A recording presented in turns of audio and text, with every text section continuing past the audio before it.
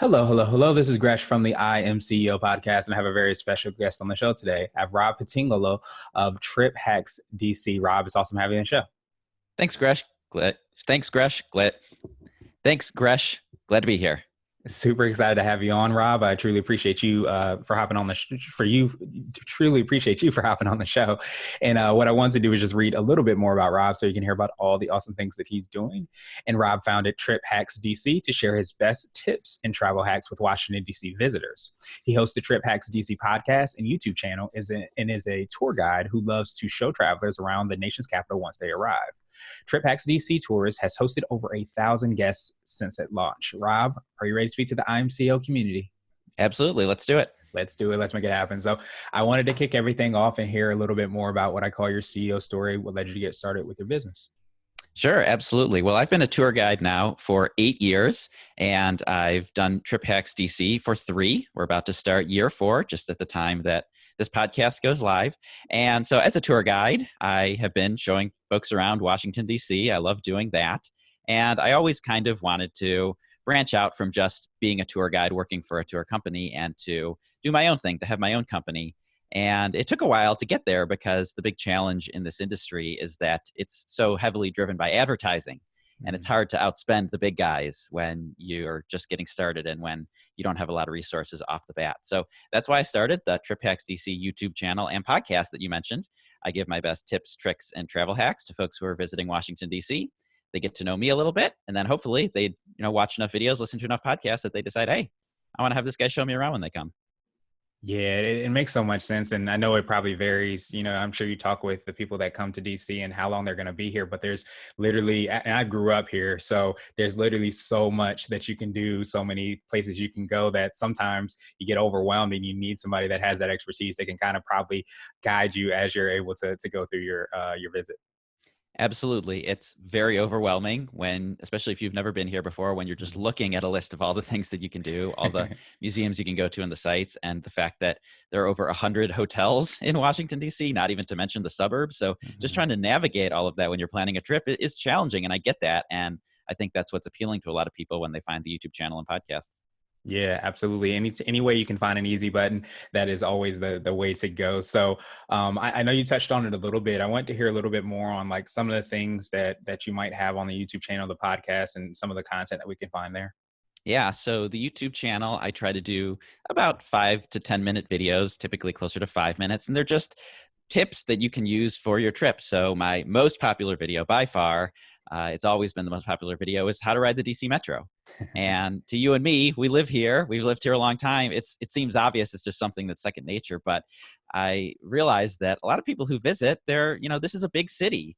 And we take that for granted, but they have never ridden a metro or a subway before. And so it can feel overwhelming. They want to make sure they're doing it right. And for every person who tells me that they stood on the correct side of the escalator because of my videos, I take a little bit of pride in that. Yeah, I'll only laugh because I know exactly what you mean. I've been in so many times where I've gotten on the wrong side and you have to run all the way over because the train is coming over. But I know that could definitely be frustrating, when that next train comes. But you're absolutely right. Those, simple things that we take for granted. Sometimes you need to have that information. So again, it's great to have kind of like a resource that allows you to do that. Absolutely, for sure.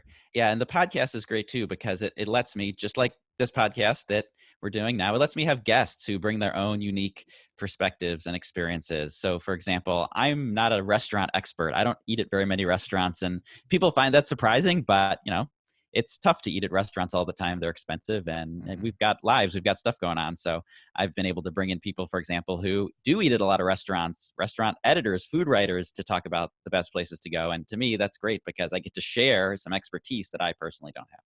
Yeah, absolutely. And I think that's really like the beautiful thing for like podcasts, YouTube channels, again, the opportunity to connect with people is that you don't have to know every single aspect, but sometimes you just need to know who to call or who to reach out to or what video to go to or podcast to listen to in that case. And you have people that really focus on that and really have tried, all the different restaurants. So you can just kind of lean on them for their expertise. Absolutely. Awesome. So now I wanted to ask you for what I call your secret sauce. And it can be for you personally or your business, but what do you feel kind of sets you apart and makes you unique? Well, I think what the reason why people sign up for tours with me specifically is because they get to know me. That's not something that you typically get when you're traveling to a new place.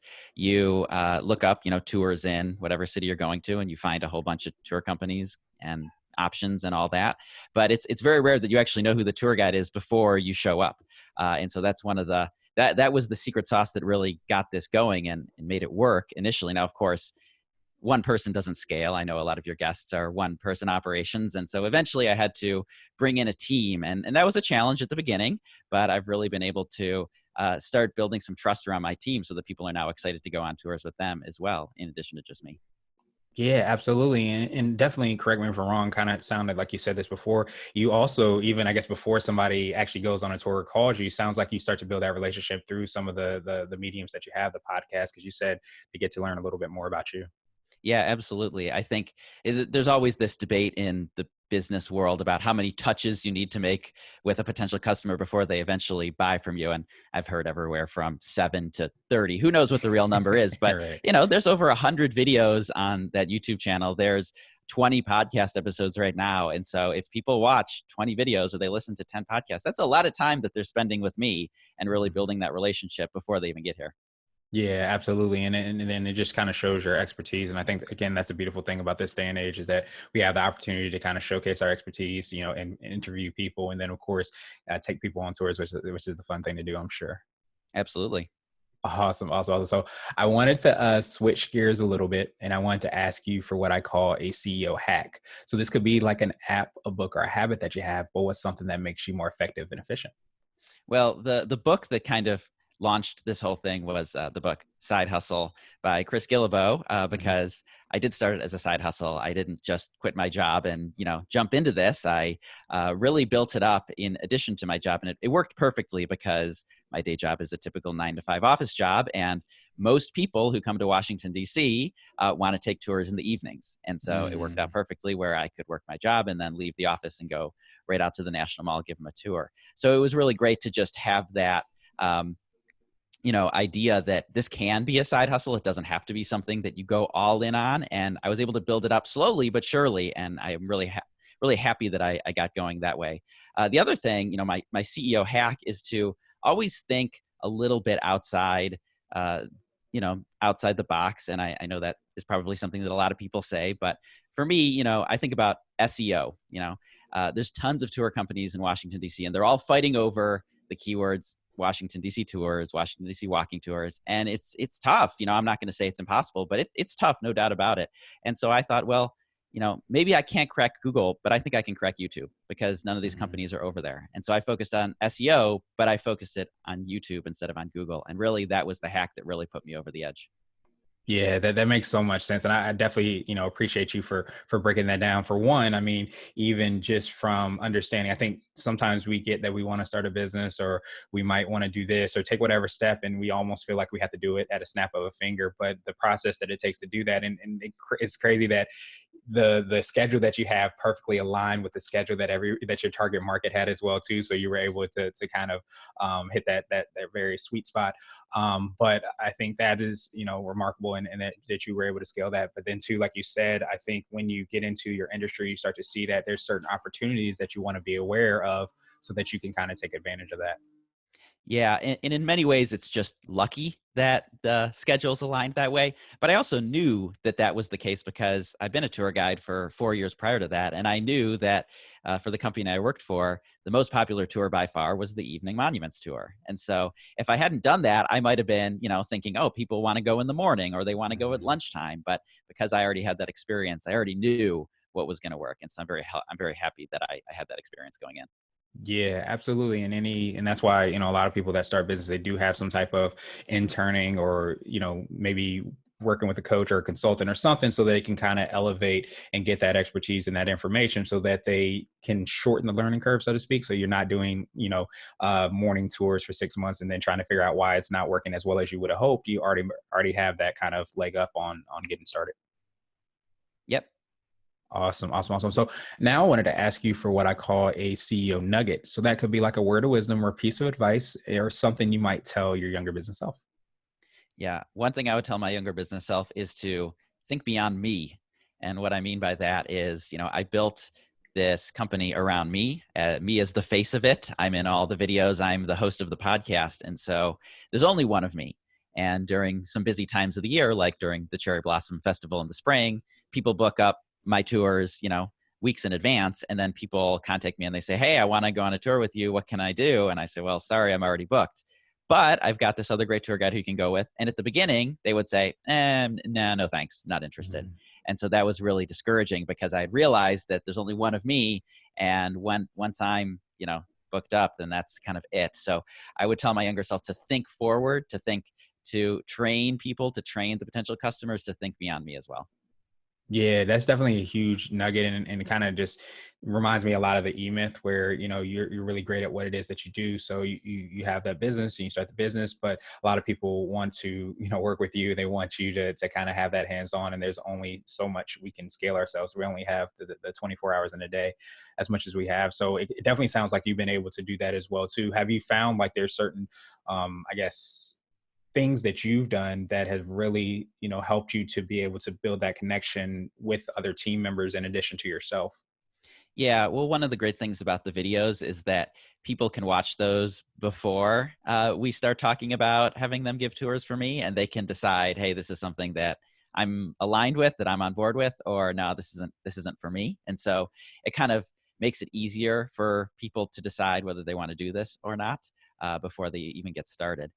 It's also good now. I have a lot of reviews for Mm. some of my other tour guides, and that's a big thing in this industry. And when you're researching travel, you're going to the reviews, you're seeing what people are saying, and the reviews are overwhelmingly positive. Now, at the beginning, every single review said, hey, my tour with Rob was great, Yeah. and I'm very happy, very proud of those, but I really needed some that said, hey, the other people are great too, and I finally have those. So when people are researching, they're saying, oh, it's not just Rob, it's these other people as well, and if I get a tour with them, I'm going to be perfectly happy with it.